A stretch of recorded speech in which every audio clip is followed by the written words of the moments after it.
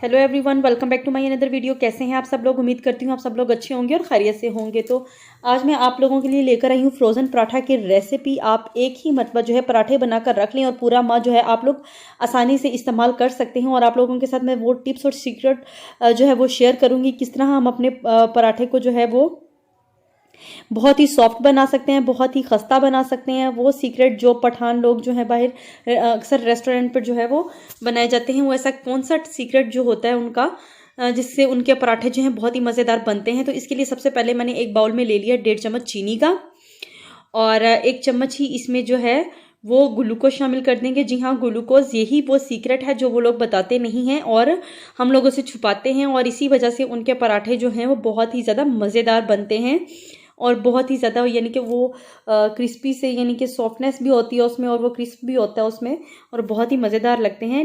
1 चम्मच हम इसमें ग्लूकोज शामिल कर देंगे, इसका कोई भी नुकसान नहीं है। और मैंने यहाँ पर अब 1/2 टीस्पून जो था वो मैंने नमक इसमें डाल दिया है। एक इसमें अंडा शामिल कर देंगे। इन सब इंग्रेडिएंट्स को जो है इसमें मिक्स कर लेंगे अच्छी तरह से। साथ ही साथ अच्छा एक चीज़ मैं यहाँ पर भूल गई हूँ, इसमें 2 चम्मच जो है वो हम लोग घी का शामिल कर देंगे। इसमें हम ऑयल नहीं डालेंगे क्योंकि ये पराठा है और इसीलिए हम इसमें 2 चम्मच जो है वो घी के जो है वो डालेंगे। अच्छा, इन सब चीज़ों को डालकर अच्छी तरह से जो है वो मिक्स कर लेना है। बहुत ही मज़े की रेसिपी है, आप लोगों ने इसको स्किप बिल्कुल नहीं करना है क्योंकि छोटे छोटे से टिप्स और ट्रिक्स होते हैं जिनसे आपकी रेसिपी है जो है वो ख़राब हो जाती है। वैसे तो ये बहुत ही आसान है।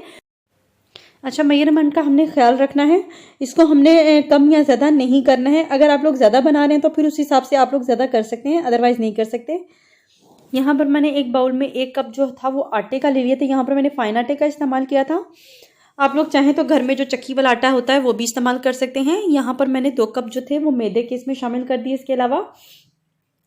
अच्छा जी, मैदे का इस्तेमाल इसलिए किया गया है, जितने भी फ्रोज़न पराठा होता है या लच्छा पराठा होता है इनमें ज़्यादातर जो है वो मैदे का ही इस्तेमाल किया जाता है, तो इसीलिए इसमें मैंने मैदे का इस्तेमाल किया है। अगर आप लोग चाहें तो चक्की का आटा भी इस्तेमाल कर सकते हैं। पानी शामिल करने से पहले इसको अच्छे से मिक्स कर लेंगे ताकि ये अच्छे से इसमें मिक्स हो जाए, इसकी मिक्सिंग जो है वो अच्छे से हो जाए। तो अब साथ में हम लोग पानी रख लेंगे थोड़ा सा। अच्छा, पानी एकदम से नहीं डालेंगे क्योंकि इसकी डो जो है वो हार्ड होनी चाहिए, वो नरम नहीं होनी चाहिए, सॉफ्ट नहीं होनी चाहिए। अगर वो सॉफ्ट होगी तो पराठे हमारे अच्छे नहीं बनेंगे, इसलिए थोड़ा थोड़ा पानी शामिल करेंगे और साथ साथ जो है इसको गूंद लेंगे। यहाँ पर इसकी डो बनाकर जो है वो मैंने रख लिया, इसको 15 मिनट का जो है वो स्टे देंगे। उससे पहले मैं इसके ऊपर जो है वो ऑयल थोड़ा सा लगा लेंगे इसके ऊपर, ताकि इसके ऊपर जो है वो ड्राइनेस ना है। अगर आप लोगों के पास ब्रश है तो ब्रश की हेल्प से भी कर सकते हैं, मैंने यहाँ पर हाथों की हेल्प से किया है। यहाँ पर 15 मिनट हो चुके हैं और अभी मैंने इसके जो है वो पेड़े कर लिए हैं।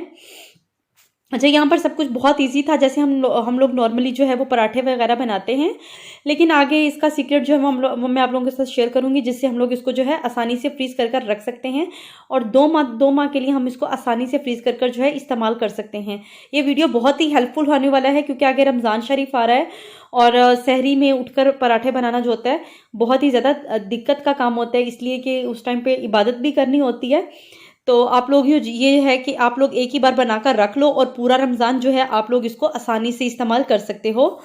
तो यहाँ पर पेड़ों को जो है वो मैंने गोल रोटी की शक्ल में जो है वो बेल लिया है। रोटी की शक्ल तो नहीं, लंबाई में इसको बेला है क्योंकि हम लोग यहाँ पर लच्छे पराठे बना रहे हैं, तो इसलिए इनको लंबाई में बेल लेंगे। यहाँ पर मैंने इसके ऊपर जो था वो 1/2 चम्मच के करीब जो है इसमें मैंने घी ऊपर लगा के फैला लिया है सारा, तो इसलिए इसको जो है लंबाई में मैंने बेल लिया। इसके ऊपर मैंने 1/2 चम्मच जो है वो घी का इसके ऊपर लगाकर सारा फैला दिया है और अब इसको गोल गोल जो है रोल कर लेंगे। और अभी इसको आप लोग जितना लंबा खींच सकते हैं आप लोग इसको खींचिएगा क्योंकि इसको दोबारा से जो हम लोगों ने पेड़े की शक्ल देनी है। अब इसके ऊपर मैंने फिर से जो है वो ऑयल लगा लिया है। ऑयल यहाँ पर मैंने 2 बार इस्तेमाल किया है, एक बार अंदर और एक बार ऊपर, ठीक है। और अभी इसको जो है वो हम लोग पेड़े की शक्ल दे लेंगे। इस तरह से इसको बनाकर नीचे से मोड़ देंगे ताकि ये खुले नहीं। इसी तरह से मैंने बाकी सब पेड़े भी कर लिए और उनको 15 मिनट का जो है स्टे देना लाजमी है, इससे जो है उनमें ठहराव आ जाता है, ठीक है। यहाँ पर 15 मिनट हो चुके हैं। अभी हम इसको जो है दोबारा से रोटी में बेल लेंगे। अभी मैं आप लोगों को बताती हूँ कि इनको फ्रीज़ कैसे करना है। तो फ्रीज़ इसको इसके बाद करना है। यहाँ पर आप लोग चाहें तो बेलन का इस्तेमाल कर सकते हैं, चाहे तो हाथ की हेल्प से कर सकते हैं। अच्छा, एक चीज़ का ख्याल रहे कि यहाँ पर इसको ज़्यादा जो है वो पतला नहीं करना, आपने इसको थोड़ा सा मोटा ही रखना है। चाहे तो आप हाथ की मदद से भी जो है इसको फैला सकते हैं। इस तरह से आपने इसको गोल रोटी की तरह बना लेना है। मैं यहाँ पर इसी तरह से बाकी सब पेड़े भी जो हैं वो मैं यहाँ पर इसी तरह से तैयार कर कर रख लूँगी। और इसी दौरान मेरी आप सब लोगों से रिक्वेस्ट है कि प्लीज़ अगर आप लोग मेरे चैनल पर नए हैं तो मेरे चैनल को जो है सब्सक्राइब करें, वीडियो को लाइक करें। और पराठे यहाँ पर जो है वो मैंने बेल कर रख लिए हैं। इनको थोड़ा सा मोटा ही रखना, इनको पतला नहीं रखना। और यहाँ पर हम लोग इनको जो फ्रीज़ करेंगे, फ्रीज़ इनको इस तरह से करेंगे। आप लोगों ने लेना है बटर पेपर। बटर पेपर पर आप लोग किसी ब्रश की हेल्प से जो है थोड़ा सा घी जो है फैला लें, अगर आप लोग चाहें। अगर नहीं भी घी फैलाएंगे तब भी इसके साथ जो है वो बिल्कुल भी नहीं चिपकेंगे। आप लोग इनको इसी तरह से जो है वो रख दें, ठीक है। अच्छा, अगर आप लोग चाहें तो लगा सकते हैं, चाहे तो आप लोग इसको स्किप कर सकते हैं, क्योंकि पराठे के अंदर भी ऑयल है तो ये इसके साथ जो है वो नहीं चिपकेंगे। इसी तरह से एक बटर पेपर जो है वो नीचे और एक ऊपर, ठीक है। अब बाकी सब पराठे भी जो है वो मैं इसी तरह से जो है रख लूँगी। अच्छा, यहाँ पर बाकी इनको आप लोग जब फ्रिज में रखेंगे फ्रीज करने के लिए तो आप लोग इनको इस तरह से बिल्कुल ना रखिएगा। बटर पेपर लगा लेने के बाद इनको किसी प्लास्टिक पेपर में, किसी शॉपर में, जिसे बोलते हैं शॉपर पेपर, जो जिस तरह से शॉपर होता है, इसी तरह से आप लोगों को प्लास्टिक का जो है वो शॉपर मिल जाएगा या पेपर मिल जाएगा, तो आप लोग उसमें इसको कवर कर कर फिर रखिएगा, ठीक है। और अभी आप लोग इसको जब भी चाहें, जब भी इसको आप लोगों ने बनाना हो तो आप लोगों ने इसको पहले नहीं निकालना। जस्ट आप लोगों ने क्या करना है, तवा गरम करना है, इसको निकालना है और इसके ऊपर, तवे के ऊपर जो है वो डाल देना है। अभी आप लोगों को मैं यहाँ पर एक बनाकर दिखाऊंगी। और बाकी ये अभी फ्रीज नहीं हुआ है, बहुत नरम है। देखिए कितनी आसानी से जो है बटर पेपर इसके ऊपर से जो है वो रिमूव हो गया है।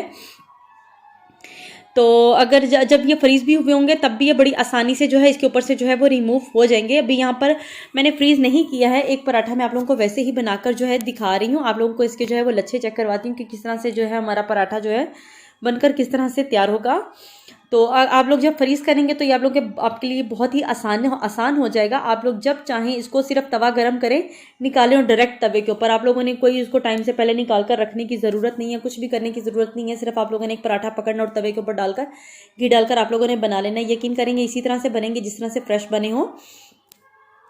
और मुझे यकीन है आप लोगों ने अब तक मेरे चैनल को जो है सब्सक्राइब कर दिया होगा।